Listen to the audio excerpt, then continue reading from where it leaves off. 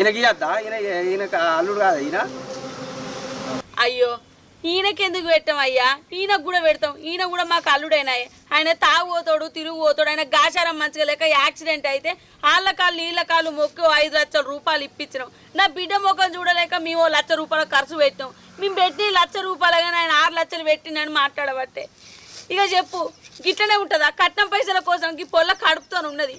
పొల్లకు చక్కగా చూసుకోవు, పొల్లం తిన్నామని అడగవు, పొల్లతో లొల్లి పెట్టుకుంటావు, పొల్లం దావకాళ్ళకు తోలుకపోవు, కడుపు తీయించుకో అని మాట్లాడతాడు. గిదేనా పద్ధతి?